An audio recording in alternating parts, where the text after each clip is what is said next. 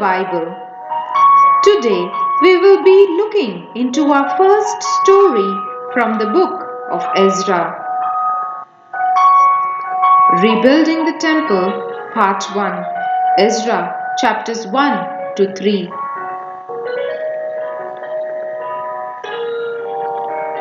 When the Jews repeatedly disobeyed, God allowed the Babylonians to invade Jerusalem and destroy the city. They plundered the valuable articles of gold and silver from the temple, then destroyed it. The city, buildings and walls were also damaged.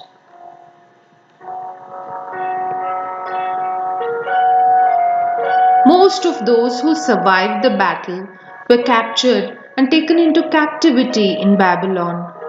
Jerusalem was left in ruins. God spoke through the prophet Jeremiah to let the Jews know they would remain as captives for 70 years before they would be able to return back.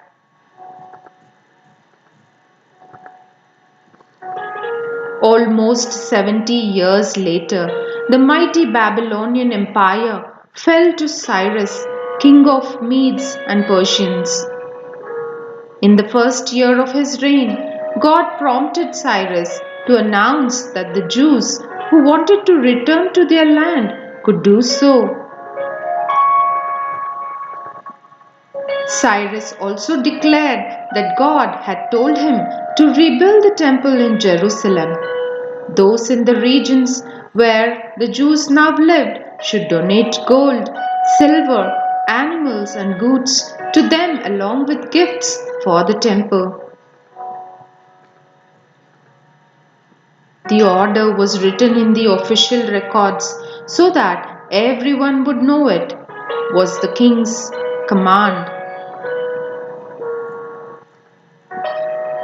When the announcement was read, the heads of many families, the priests and Levites, prepared to return to Jerusalem and the surrounding region of Judea to rebuild the temple and live back in the land God had given them. Their neighbors were very generous, giving them gifts. King Cyrus returned 5,400 valuable objects of gold and silver the Babylonians had stolen from the temple and gave them to Sheshbazzar, the leader of Judah. 42,000 people set off with their servants and animals on the long trip back to Judea. When they arrived back in Jerusalem, they found the city in ruins. At the site of the ruined temple, many of the heads of the families gave generously to fund the rebuilding work. Over 1,100 pounds of gold was donated and 6,500 pounds of silver. Also donated were 100 sets of special clothes for the priests. They then started rebuilding their houses in towns and cities of Judea. Joshua and Zerubabbel, helped by others, rebuilt the altar of the temple. Then, during the 7th month, the Jews gathered in Jerusalem. Sacrifices were offered to God and gifts given as they celebrated the holiday of Feasts of Shelters.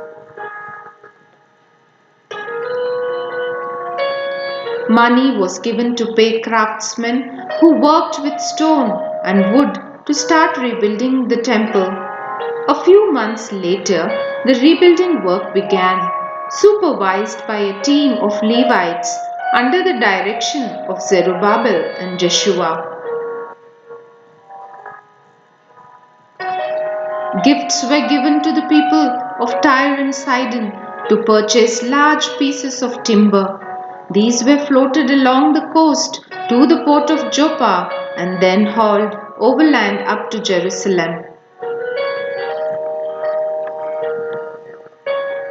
The first part of the project was to lay the foundations of the temple, and when these were set, the people gathered to worship God.